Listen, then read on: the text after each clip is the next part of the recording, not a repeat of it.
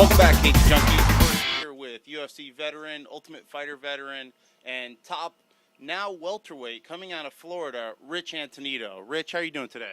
I'm good. What's happening, Charles?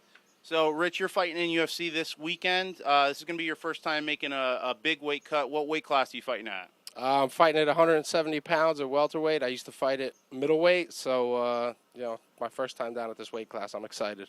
What are you doing differently to get your body to transform from a middleweight to a welterweight?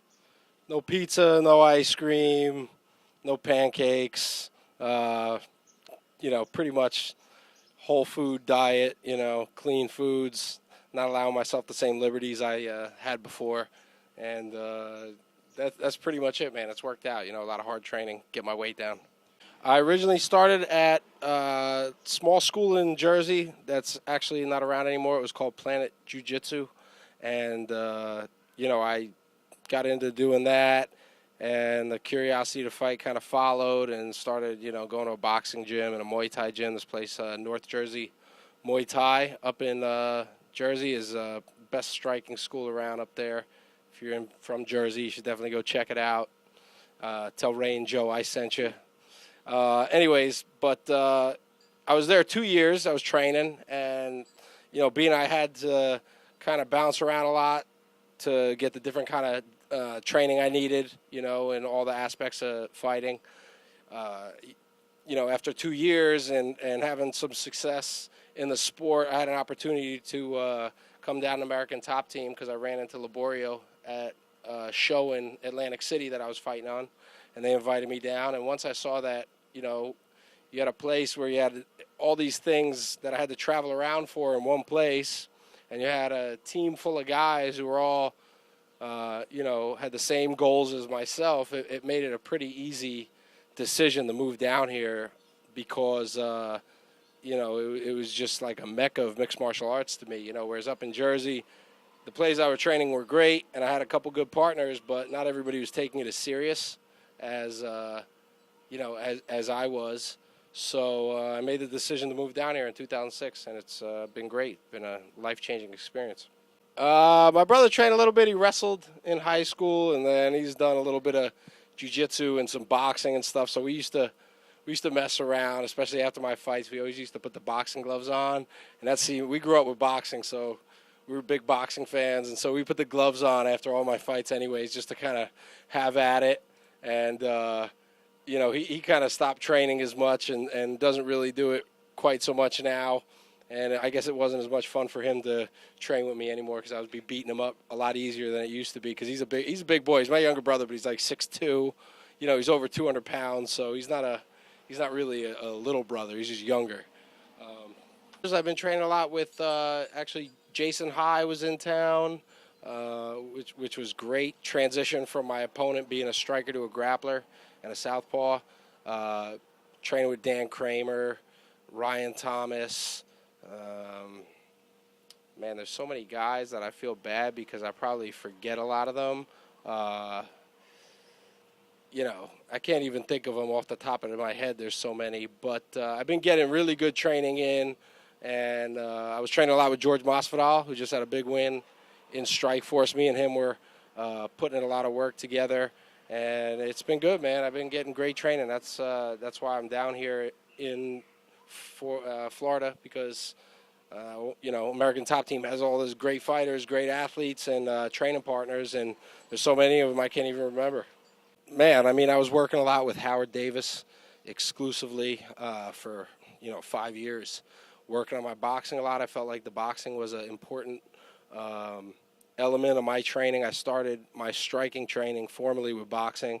And to learn from a guy like Howard at his level and his expertise, you couldn't beat it. So he got my hands to what they are now, my striking and my, my movement, my footwork, my head movement, all those things, and my approach to fighting as well. So I put a lot of work in with him, a lot of work with Cattell, striking coach at ATT, Muay Thai coach from Brazil, Macahon, who is a great Muay Thai coach.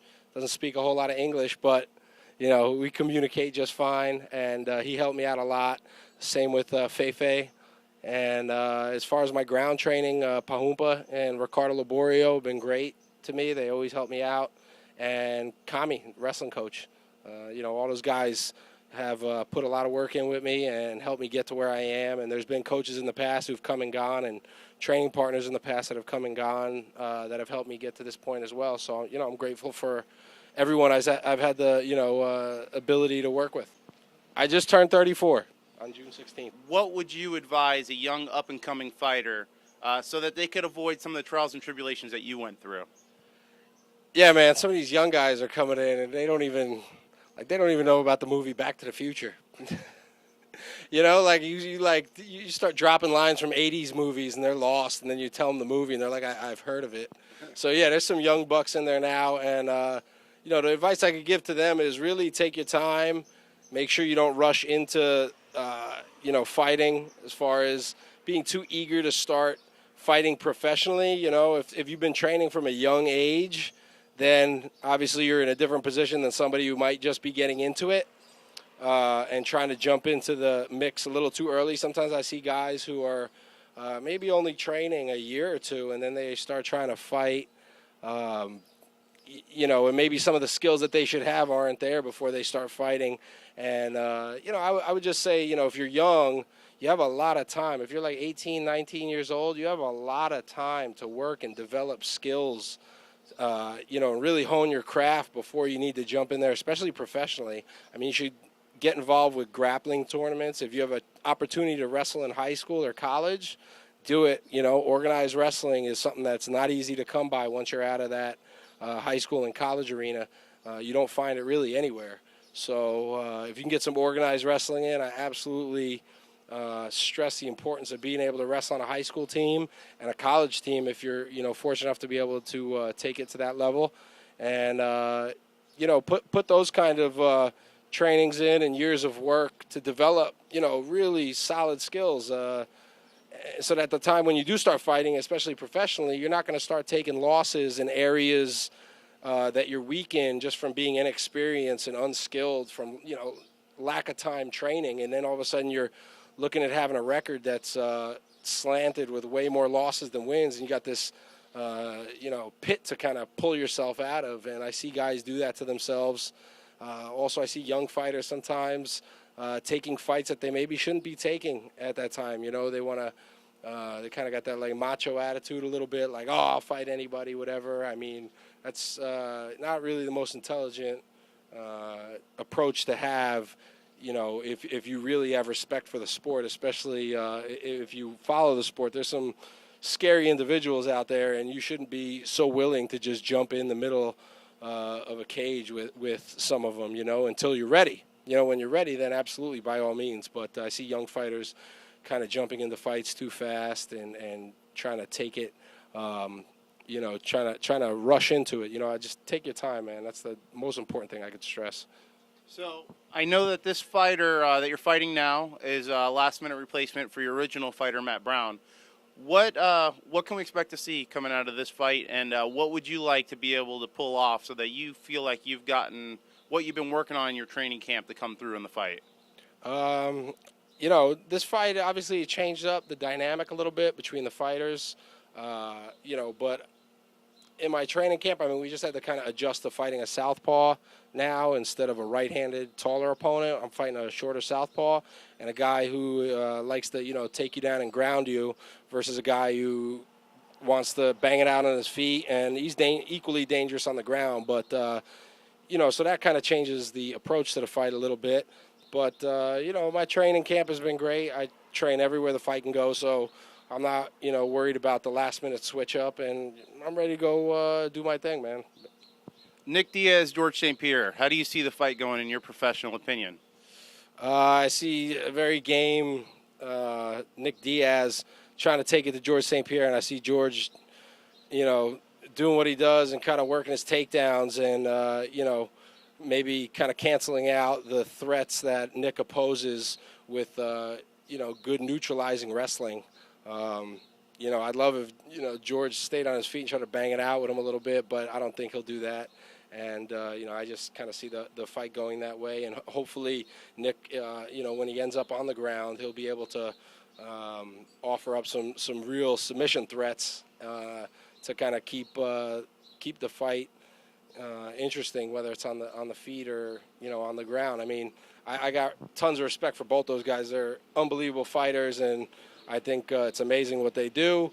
But stylistically, I think Nick doesn't really have the same wrestling skill set that George does. So garbage truck. Hold on, garbage truck. That could be the difference maker. You've seen that before in the past, and it could be the difference maker. So I kind of see that as maybe what could happen. What's your favorite '80s flick? Favorite '80s movie? God, man, there's a lot of them. It's not really fair. I was watching Young Guns was on 1 and 2 not too long ago, and then like Midnight Run was on, and there's too many of them, man. Back to the Future, Indiana Jones, Star Wars trilogy, like all those movies are just sick. I don't even know if they make them like that anymore. But there's too many. I can't really say that I would name one favorite. Okay, Cage Junkies. So we're here with Rich Attonito signing off. And, Rich, we really look forward to watching your path to the welterweight world title. Good luck in your fight on Sunday, and we look to keep following you throughout your career. Thank you, Chainsaw. Ying, ying, ying.